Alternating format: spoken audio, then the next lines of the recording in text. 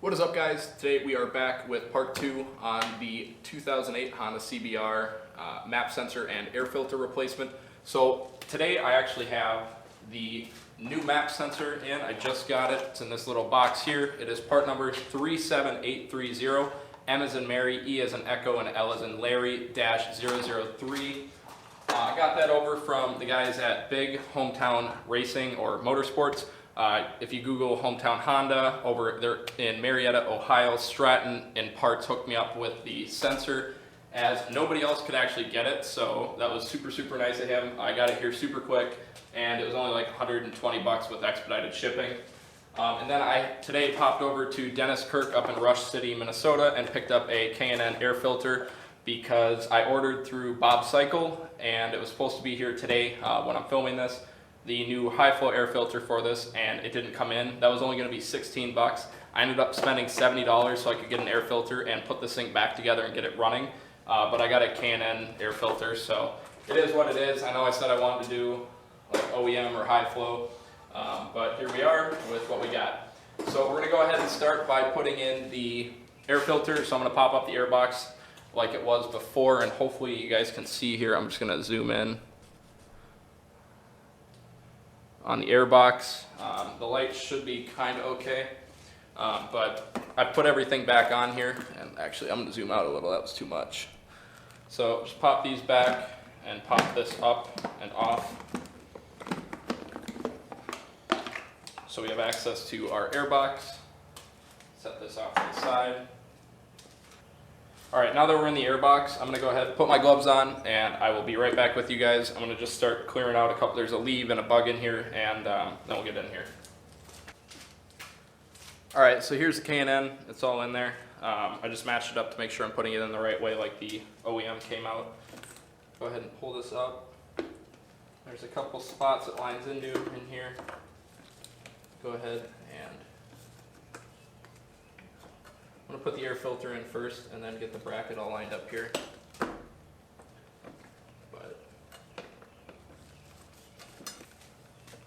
Alright, so I've got the bracket in here. This is for the K&N. Here's the filter. It goes in. I just made sure to line it up with the old one. Make sure you get all the other stuff out of the way. Just slap it in. Then it should, theoretically, just sit in here nice and tight.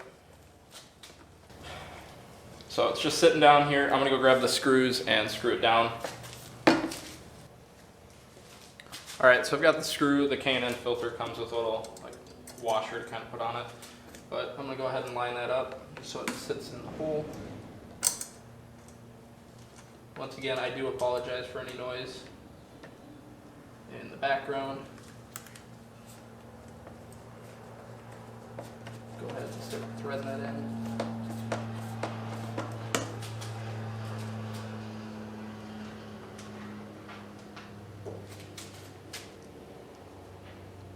If you guys are curious, there's only 2 screws that hold this on. So you just kind of thread those in and then you're all set. But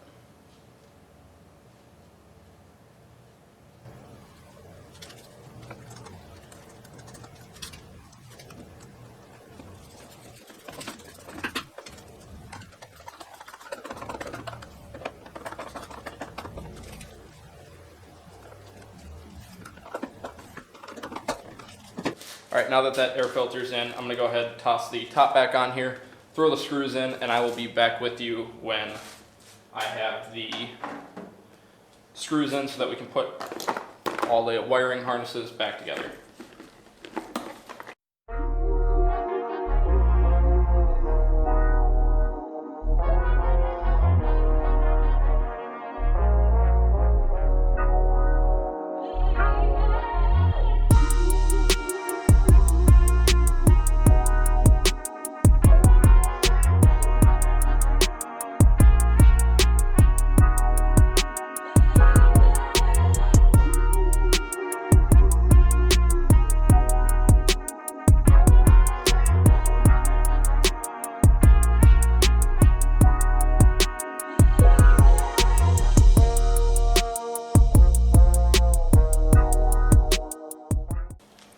Alright, so we're going to go ahead and throw the bracket on here. As you guys remember, came off got the screws in it. I'll just go ahead and toss each one right back where it was.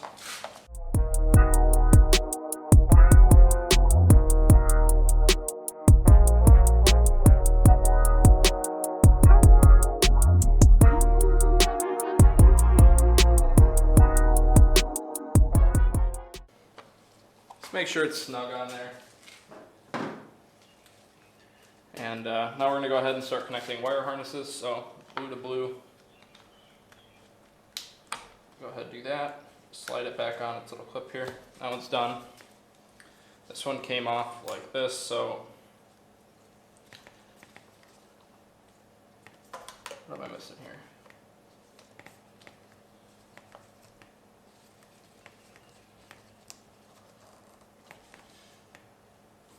Alright, I just want to make sure everything's here as it should be.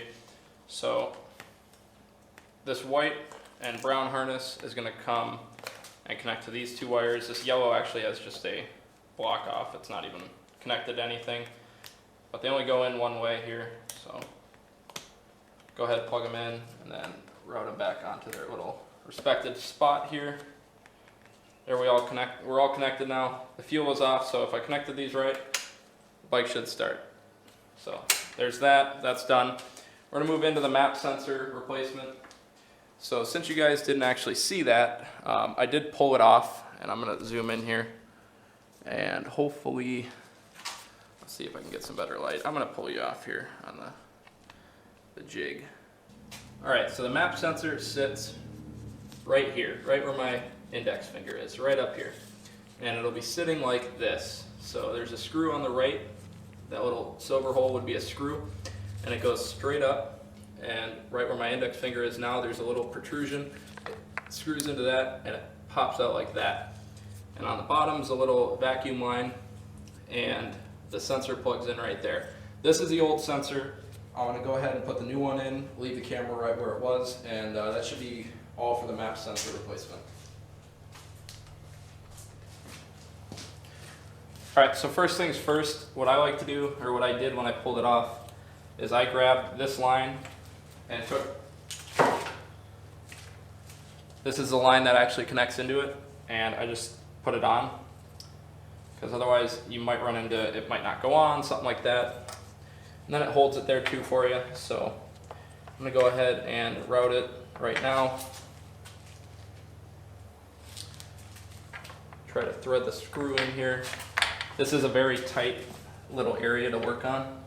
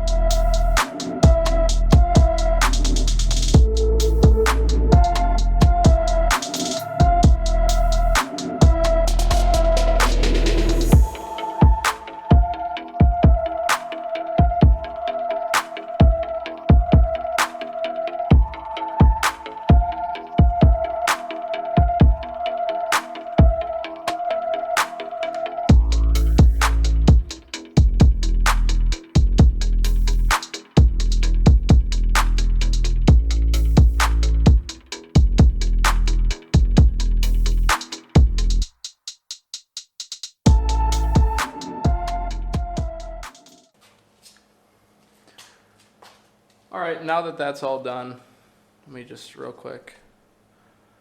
All right, now that I finally got it screwed on here, it's just kind of a pain in the butt to screw on.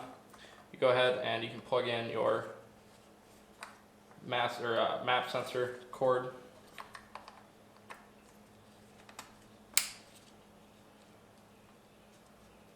There you go, it's all plugged in. I'm gonna now stick the fuel tank back on, move the camera, and just get the fuel tank mounted, or not mounted, but plugged in so that I can try to start the bike and see if the code goes away.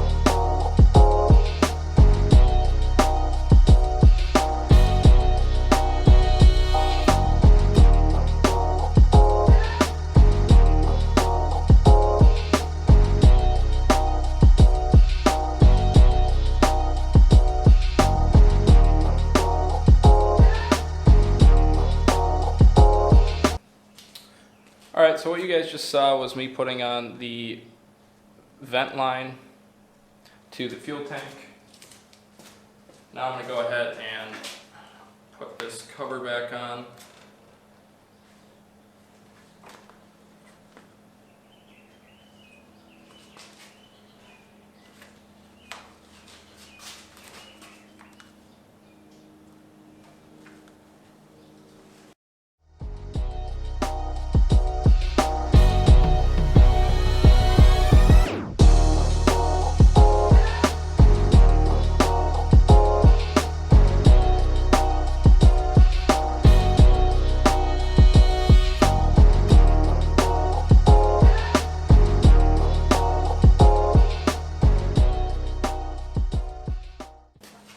Alright, the pad is over the air box now. So we're going to go ahead, prop this up and connect the fuel line, which might be harder than I thought, just due to the position. We will find out. Alright, so you can see I propped up the tank here, and that's just to give me better access to see into the fuel tank, or under it, so that I can actually work on it. Might have to prop it up a different way here.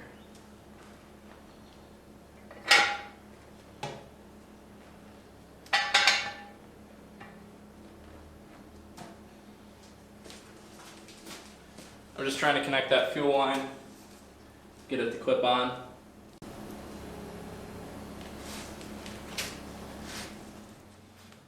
So there it is, it just clipped on.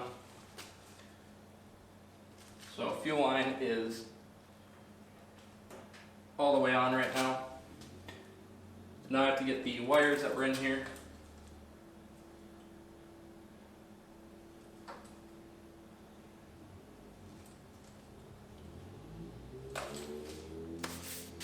And I'm going to connect those wires, and then as soon as I do that, we're going to prime her up and see how it starts. Just to make sure everything's going. I'll set the tank down for that, but I will be back with you guys when I'm ready to start it here. But we just got to connect those wires. Alright, so before I actually connect these lines, I just want to remind you, when you pull off the fuel line, there's this piece that comes off separate. You have to click that back onto the line. That just goes right in there. It just kind of clicks over it. And then remember the plugs in here. Brown is on the left, or brown is on the left and black is on the right. Left being the clutch lever side, and black being the brake lever. So go ahead and connect those.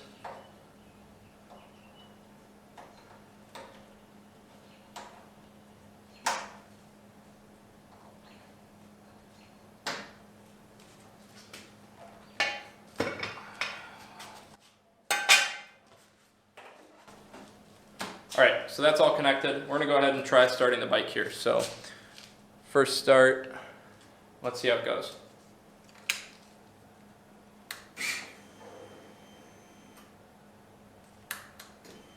Prime it twice just because it didn't have any fuel.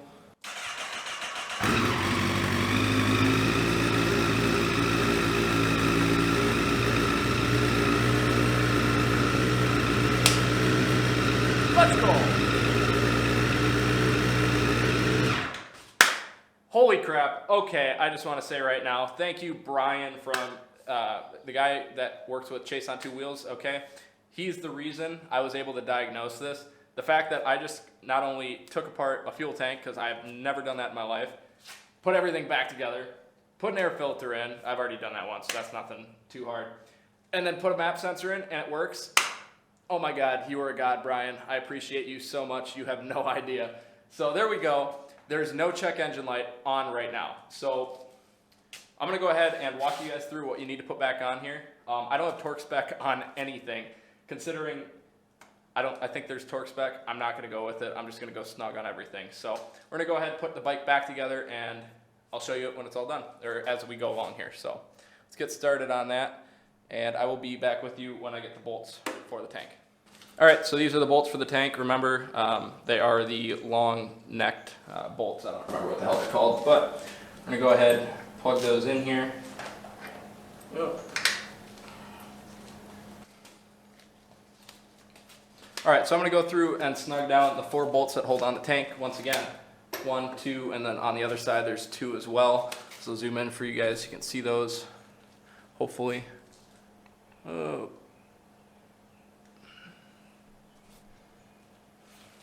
Once again, they're right here and right there. So I'm gonna grab the 5mm Allen and go ahead and snug those down. And I'm taking off my gloves because I'm going to make sure that there aren't any leaks. Oops. Okay, let's not destroy a fairing while we're at this.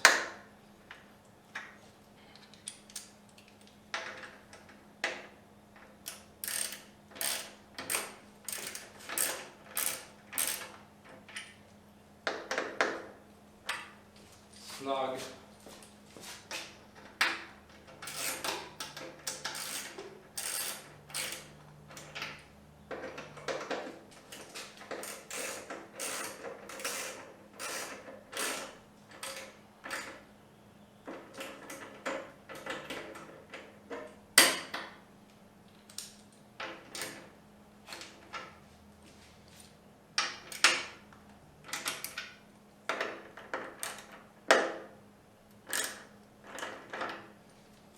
All right, tank is on now.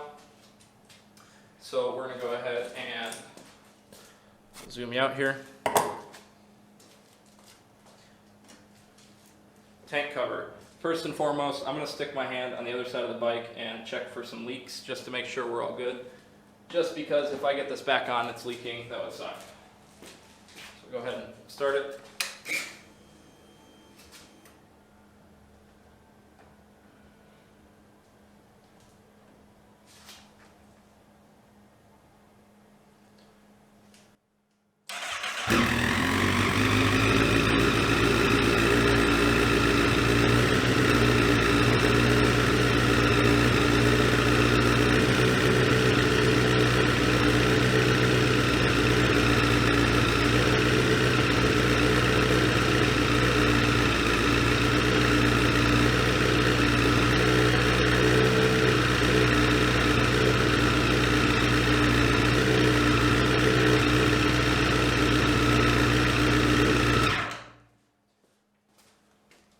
All right, so we got no leaks.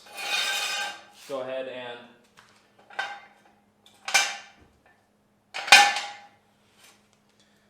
get this all put back together here. So now you got the tank cover. Zoom out some more for you. Just gonna go ahead, pry it out, and drop it back over this. Start at the front, let it sit down.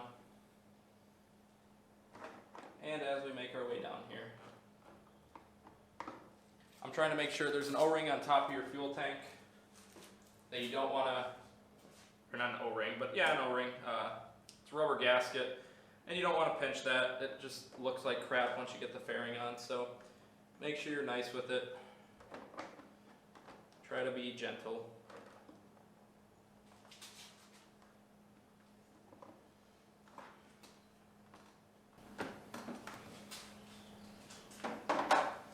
Alright, and finally, after finicking with that O-ring for quite some time, I've got the fairing, or the tank cover back on here.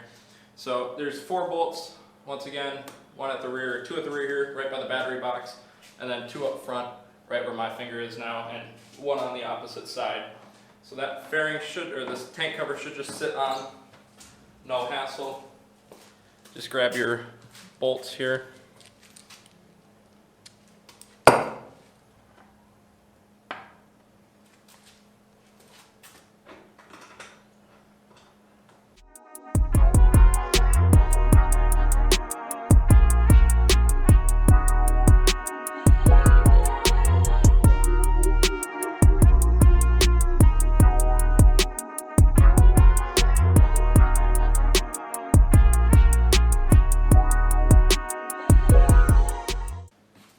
Be gentle with these bolts, okay? You should not be cranking them down. The ones I'm getting super tight on here, and by super tight I mean pretty snug, are the tank bolts.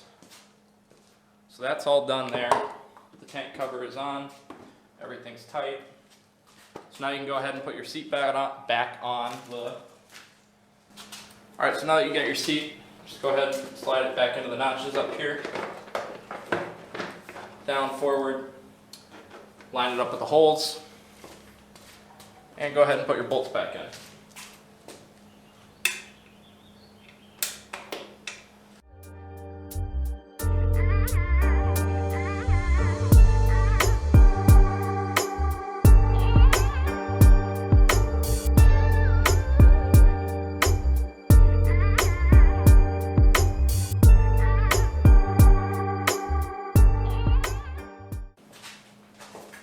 And finally, now that you got your screws in, put your pieces back on, the cowl, fairing, whatever you want to call it.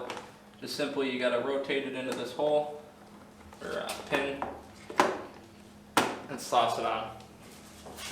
Make sure you line up everything. Should just slide right in if you got it in right.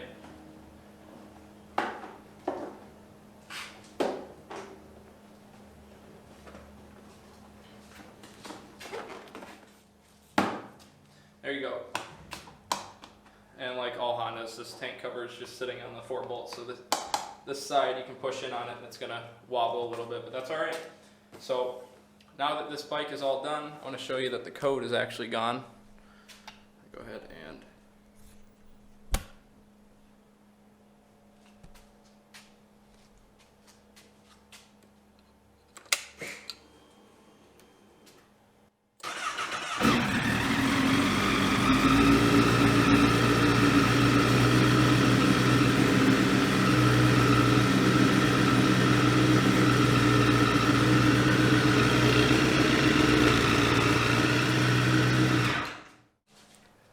Alright, that guys is how you properly do a map sensor and air filter in a 2008 Honda CBR. Now this will work through the 2011, I'm not sure after that, but the 2008 through 2011 CBR1000RR is basically the same bike. I don't think they even changed anything. I think they had some engine changes and that was about it.